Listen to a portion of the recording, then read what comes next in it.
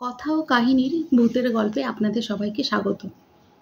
আজকে ওয়েদার বেশ সুন্দর, বৃষ্টি পড়ছে। এরকম ওয়েদারে গল্প বলতে, গল্প শুনতে দুটোই আমাদের বেশ ভালো লাগে। তো ছোটোবেলায় যখন ছোট ছিলাম, তো ঠাকুমা দাদু এরকম মাঝখানে আমাকে বসিয়ে অনেক ভূতের গল্প বলতো, অনেক। সেই দিন তো আর নেই। তো যাই হোক, আমার দাদুরই বলা একটা ভূতের গল্প আপনাদের আজকে শোনাবো। দেখুন আমি কেমন মনে রেখেছি, আমার দাদু কখন বলেছে। তো দাদুর একজন আত্মীয় আর তার বন্ধুর গল্প এটা। হ্যাঁ, তো দাদুর আত্মীয়র নাম তো আমার মনে নেই, তো ধরে নিলাম আমি যে অমল দাদু। আর ওই মানে দাদুর যে আত্মীয় সে ধরে নিলাম অমল দাদু তার নামটা, আর তার যে বন্ধু তার নাম ধরে নিলাম বিমল দাদু। ঠিক আছে, মানে আমার গল্প বলার সুবিধার্থে, কারণ আমার নামগুলো মনে নেই। হুম তা ওই অমল দাদু আর বিমল দাদু, তো তখনকার যুগে তো ওদের মানে তখনকার যুগে পুরো শিক্ষাটাই কেমন ছিল যে গুরুগৃহে। হ্যাঁ, যে আমরা শিক্ষকের ঘরে যেতাম, পড়াশোনা করতাম, এভাবে তখনকার শিক্ষাটা ছিল। তা ওই অমল দাদু আর বিমল দাদু ওরা দুজনে ঠিক করলো যে একজন খুব নামকরা শিক্ষক আছেন, একটা নামকরা মানে গুরু আছেন, যার টোলে পড়াশোনা করলে বেশ ভালো, মানে ভালোভাবে তিনি শিক্ষা দেন, পড়ান। তো বলছে ঠিক আছে, তাহলে দুজনে বলছে যে চল তাহলে ওখানেই আমরা গিয়ে পড়াশোনা করি। তাই যেমন ওদের ভাবা তেমন কাজ, বেরিয়ে গেল। তো তখনকার যুগে তো ওরকম করে মানে এখন যেমন যানবাহনের ব্যবস্থা তখনকার যুগে তো ছিল না, আমরা সবাই জানি। তো ও কী করলো, ওরা হাঁটা পথে হেঁটে হেঁটে প্রায় 3 দিন ধরে ওরা টানা হেঁটে, খাবার দাবার সাথে নিয়ে নিয়েছিল, খাবার জল। তো ওই 3 দিন ধরে হেঁটে ওরা ওই মানে যে শিক্ষক গুরুর গৃহে ওরা পৌঁছালো। তা এসে দেখছে যে বেশ ভালো, মানে ঘর-টর একদম দারুণ। হ্যাঁ, আর দেখছে যে অনেক ছেলে-টেলে ঘুরছে। হ্যাঁ, মানে ছাত্ররা ঘুরছে। গুরুদেব একদম আসনে বসে আছেন। হ্যাঁ, ব্যাপারই আলাদা। একটা বিশাল বড় কড়াইয়ে রান্না হচ্ছে। এদিকে হাঁড়ি বসে আছে, দাও, দাও, দাও, দাও, আগুন জ্বলছে। তা বলছে বাহ! বেশ ভালো, ওদের বেশ ভালো লেগেছে অমল দাদু আর বিমল দাদুর। বলছে ঠিক আছে। এবারে গুরুদেবের কাছে গিয়ে নিষ্ঠাতে এরকম করে হাত জোড় করে বসেছে। তা বলছে যে বলো, না আমরা শুনেছি আপনার খুব নাম ডাক শুনেছি, তা আমরা আপনাদের কাছে মানে আপনার কাছে পড়াশোনা করতে এলাম। তা বলছে ঠিক আছে, ভালো করেছো। তো ঠিক আছে থাকো। তখন তো যেহেতু গুরুর গিয়েই সবাই থাকতো। তা বলছে যে ঠিক আছে চলো, তোমাদের রুমটা মানে তোমাদের ঘরটা দেখিয়ে দিই। তা এবারে গেছে, একটা একটা ঘরের মধ্যে নিয়ে গেছে। তা ঘরটা বেশ ভালো, মানে বেশ ভালোই ঘরটা। তো কিন্তু ঘরটার একটা সাইডে না একটু নোনা লাগা ছিল। হ্যাঁ, তো নোনা লেগেছিল। বাকি ঘর কিন্তু একদম শক্তপোক্ত, একদম ভালো। তা এবারে তো ওরা বললো ঠিক আছে তোমরা এখানে একটু ফ্রেশ হয়ে একটু ইয়ে করো, তোমরা এখানে বসো, মানে একটু স্থির হয়ে বসো। হ্যাঁ, একটু আরাম করো, তোমাদেরকে ঠিক মানে খাওয়ার সময় ডেকে নেওয়া হবে। তো এবারে ওরা একদম বসে একটু মানে রেস্ট ফেস্ট করছে, একটু ফ্রেশ ট্রেশ হচ্ছে। তো যথারীতি ওদেরকে একটু রাত হয়েছে যখন, তো ওদেরকে বলছে যে মানে খুব অনেক রাত হয়নি, কেমন হবে মানে 7:30 8টা এরকম বাজে। তখন বলছে কি চলো খেয়ে নেবে চলো। তো বলছে যে এত তাড়াতাড়ি খেয়ে নেবো, মানে যেহেতু ওদের একটু দেরি করে খাওয়া হতো, অমল দাদু বিমল দাদুর বাড়িতে না একটু দেরি করে খাওয়া হতো। তা ওকে ও এত তাড়াতাড়ি তো কে খাবে। তো বলছে যে না এত তাড়াতাড়ি খাবো। বলছে হ্যাঁ, এখানে আমরা সবাই খুব নিয়ম মাফিক চলি, আমাদেরকে একটু তাড়াতাড়ি আমরা সবাই খেয়ে নিই, কেননা এত ছাত্র আছে, তোমরা যেহেতু নতুন অতিথি তোমাদেরকে আগে খাওয়াবো, তারপরে আমরা সবাই খাবো। তো বলছে ঠিক আছে। তা খেতে দিয়েছে, বেশ ভালোই সুমিষ্ট খাবার দাবার একদম খেয়েছে। হ্যাঁ, মানে বেশ পরিপাটি করে সাজিয়ে দিয়েছে, খেয়েছে। তা খেয়ে দিয়ে বলছে যাও এবার তোমরা ঘুমিয়ে পড়ো। হ্যাঁ, অনেকটা পথ তোমরা তো অতিক্রম করে এসেছো, অনেকটা হেঁটেছো, যাও তোমরা ঘুমিয়ে পড়ো। তা এবারে ওরা নিজেদের ঘরে গিয়ে ঘুমিয়ে পড়েছে। ঘুমিয়ে পড়েছে। এবারে যখন ঘুম থেকে উঠেছে তখন দেখছে কি যে অন্ধকার, মানে যেমনকার তেমন রাত হয়ে আছে। বলছে এটা কি করে হলো, যেমনকার তেমন রাত কি করে হবে, যেহেতু আমরা সবাই ঘুমোচ্ছিলাম, ঘুম থেকে উঠে তো দেখবো যে সকাল হয়েছে, ঘুম থেকে উঠে কি করে রাত হয়। ওরা তো মানে মাথা চুলকাচ্ছে, বাবা আমরা এত ঘুমিয়ে গেলাম যে আমাদের ঘুমই ভাঙলো না। তো এবারে কি করবে, কি করা যাবে? তো ওরা এবার বলছে যে বাবা গুরুদেব তাহলে কি মনে করবে, হ্যাঁ গুরুদেবের কাছে গিয়ে আমরা একটু ক্ষমা চেয়ে নিই যে এতক্ষণ ঘুমালাম। তা গেছে এবারে গুরুদেবের কাছে গিয়ে বলছে কি যে বাবা এরকম আমাদের ক্ষমা করে দিন, হ্যাঁ আমরা প্রথম দিন মানে এত আমাদের শরীরে এত ক্লান্তি ছিল যে আমরা ঘুমিয়ে পড়েছিলাম, হ্যাঁ বুঝতেই পারিনি, তা এতক্ষণ ঘুমালাম। বলছে ঠিক আছে কোনো ব্যাপার না, যাও না, তোমাদের যদি আরও ঘুমোতে ইচ্ছে করে, আরও রেস্ট করতে ইচ্ছে করে করো, কারণ তোমরা তো অনেকটা দূর থেকে এসেছো। বলছে ওরাও ভাবছে তাই তো, হ্যাঁ হতে পারে যে এতটা দূর করে এসছে, এত জার্নি হয়েছে। তা এবারে ওরা রাত্রিবেলা সেই ওদেরকে ডেকে মানে খাওয়া দাওয়া করে ওদেরকে বললো, আবার ঘুমোতে পাঠিয়ে দিল, বললো যাও। বলছে আমরা তো এই ঘুম থেকে উঠলাম, এখনই ঘুমাবো খাওয়া দাওয়া করে? বলছে হ্যাঁ এখানে নিয়ম তো, ঘুমাও না ঘুমাও। যেই খাওয়া দাওয়া করেছে আবার সে ওদের চোখে ঘুম ঢুলে পড়ে এসছে, মানে একদম ঘুমে ঢুলে যাচ্ছে ওরা। তাতে গিয়ে আবার ঘুমিয়ে পড়লো, মানে খাবার যেই খাচ্ছে অমনি ওদের ঘুম পেয়ে যাচ্ছে, তো ঘুমিয়েছে।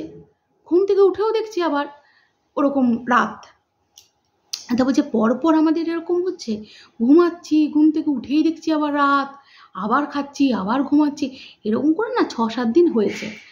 6-7 দিন হওয়ার পরে ওদের একটা মানে যে কি ব্যাপার, মানে খাবার খাওয়ার পর তাহলে কি খাবারে কিছু মিশিয়ে দেওয়া হচ্ছে?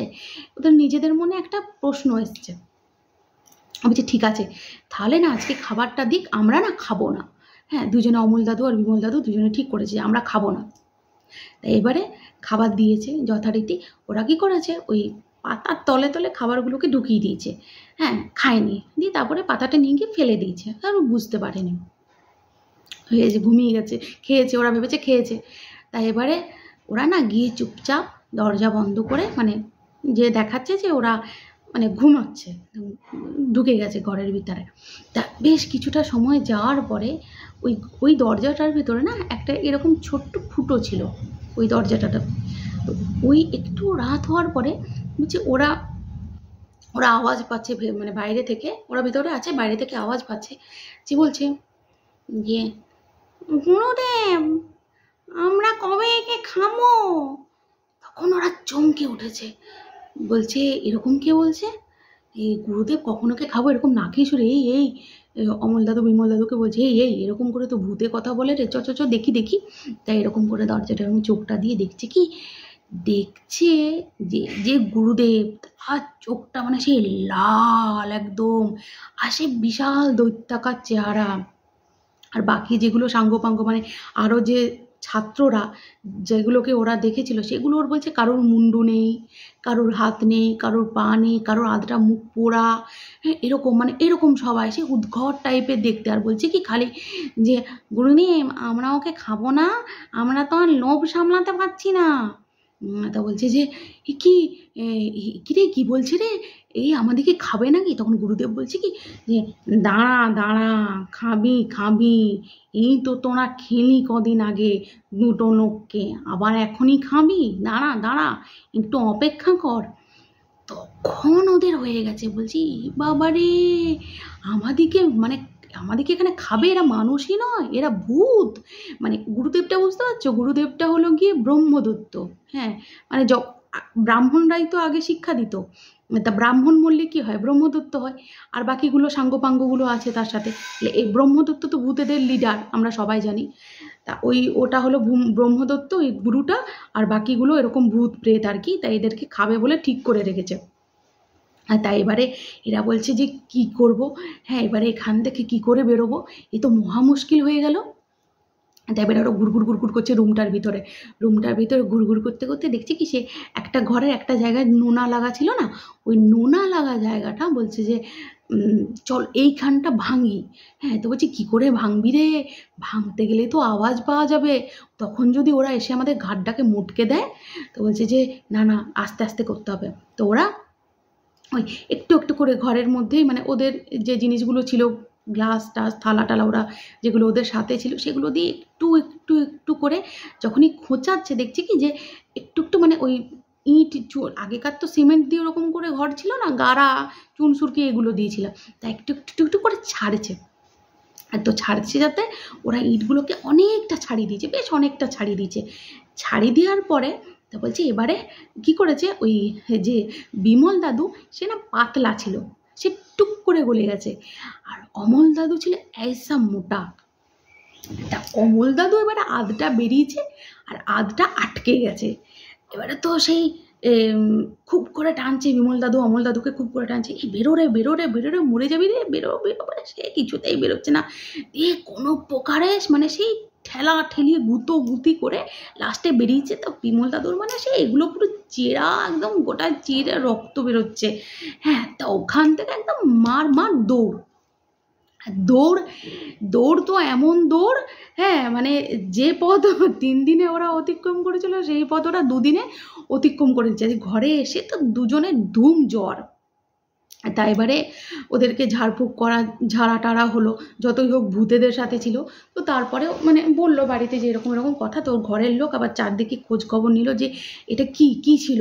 হ্যাঁ, তখন জানা গেল যে ওই যে শিক্ষক আর কি, ওই যে গুরুদেব, সে আর তার যে মানে সাঙ্গপাঙ্গগুলো ছিল সবাই, মানে ওরা না কোনো একটা খাবারের ফুড পয়জনিং হয়েছিল সেই সময়।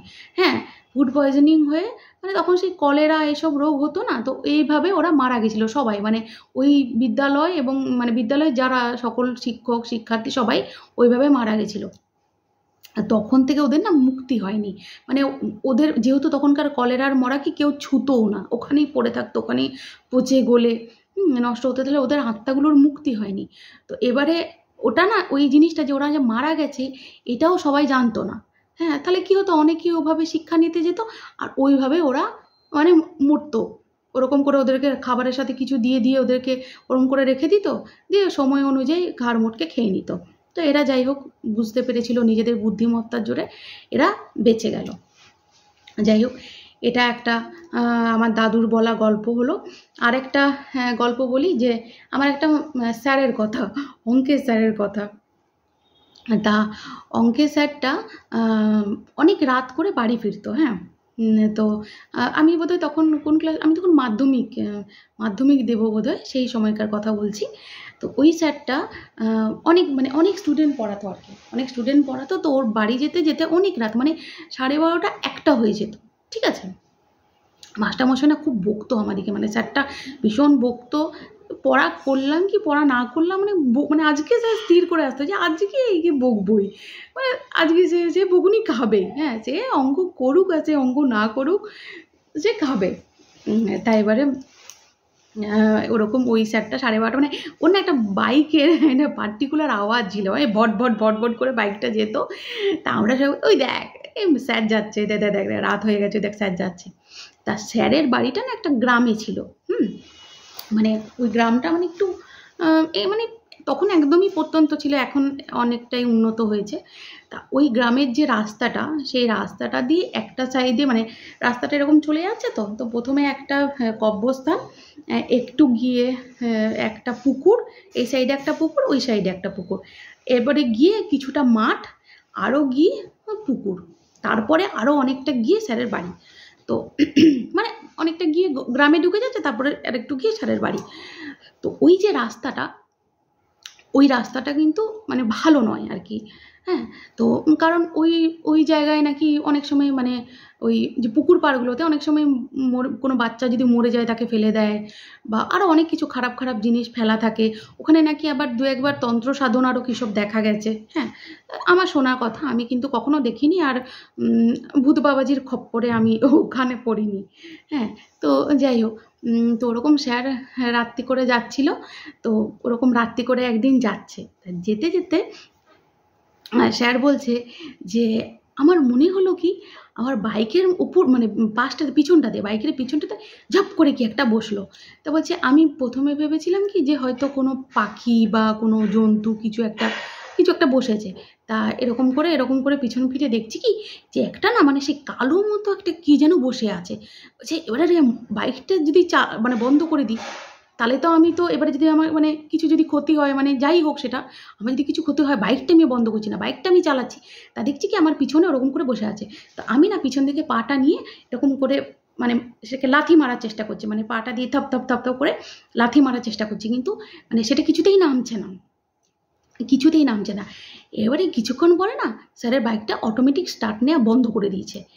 এবারে তখন স্যার বলছে কী করবো, বাইকটা স্টার্ট নেওয়া বন্ধ করে বলছে আমি জানি তো পিছন দিকটাতে বসে আছে, এ যেন আমি না ওইদিকে তাকাচ্ছি না, আর আমি খালি বাইকে কিক করে যাচ্ছি, কিক করে যাচ্ছি, কিক করে যাচ্ছি, কিক করে যাচ্ছি, দিয়ে না জোরে মানে জোরে মোটরসাইকেলটা এরকম করে নড়াতে সেটা না কোথাও একটু ভ্যানিশ হয়ে গেল। ভ্যানিশ হয়ে যাওয়ার পরে আবার ওই বাইকটা স্টার্ট হয়ে গেল। তা স্টার্ট হওয়ার পরে স্যার আবার বসেছে। আর বলে রাখি যে ওই যে রাস্তাটা ওটা না মানে অনেকটা রাস্তা, কোনো ছোটোখাটো রাস্তা নয়, বেশ অনেকটা যেতে হয়। তো ওই একদম মানে প্রথম পুকুরটা যেটা প্রথম যে পুকুর আসছে সেই পুকুরটাতে ওরকম এসে বসেছিল, মানে সেই পুকুরটা যখন পার করছে তখন বাইকটা এসে বসেছিল। তারপরে কিছুটা যেতে ক্ষেত জমির ওখানটাতে আবার ওটা ভ্যানিশ হয়ে গেল, যেহেতু এরকম করে গাড়িটা নড়িয়েছে। তা এবারে আবার স্টার্ট নিয়েছে, তো বসেছে, বসে আরেকটু গেছে, যাওয়ার পরে দেখছে আরও এসে ঝাপাং করে বসে গেছে। হ্যাঁ, ঝাপাং করে বসে গেছে, কিছু বলছে না, খালি বসে গেছে। ও বলছে এই তুই কে যা, তুই কে যা, তুই কে যা, হ্যাঁ কী করতে এসেছিস, আমার কাছে কি কিছু আসে, মানে স্যারের কাছে কোনো মাংস মিষ্টি কিছুই ছিল না, কিন্তু তবুও বসে গেছে। যা তুই যা, তুই কে এসেছিস, যা যা যা, তোর সাথে আমার কি, যা যা, এরকম করছে।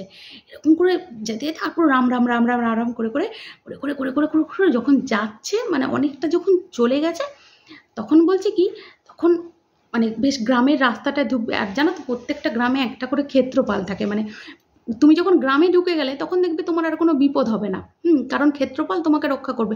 ক্ষেত্রপাল মানে মহাদেব আর কি, মহাদেবেরই একটা রূপ। তো প্রত্যেকটা গ্রামে এটা থাকে। আর তা যখন ও গ্রামে ঢুকে গেছে, মানে গ্রামের রাস্তাটা ঢুকছে, তখন ওটা আর বাইক থেকে নেমে গেছে। হ্যাঁ, দিয়ে বলছে কি, যা ওকে ছেড়ে দিলাম, তুই বেঁচে গেলি, এরকম করে বলছে। তা আমাকে এসে বলছে না এইটুকু আমার সাথে এরকম হয়েছে। স্যার আপনি সত্যি কথা বলছেন? বলছে হ্যাঁ সত্যি কথা বলছি, আমাকে এরকম করে বলছে, না তোকে ছেড়ে দিলাম, তুই বেঁচে গেলি। আর মনে মনে করছি আমি যে আমাদেরকে যা মারে কেন কেন ছেড়ে দিল, স্যারকে আচ্ছা করে দিতে পারতো। না না, এরকম করে কারোর খারাপ চাওয়া উচিত না, মানে একটু আর কি ইয়ার্কি মারছি, মানে স্যার এত বকতো তো আমাদেরকে ভূতে যদি একটু দিত স্যারকে ভালো হতো। তো যাই হোক, আজকের এই দুটো গল্প ছিল। হ্যাঁ, আপনাদের কেমন লাগলো একটু জানাবেন, একটু কমেন্ট করবেন, হ্যাঁ আমারও ভালো লাগবে। ঠিক আছে, আজকের মতো আসছি, টাটা।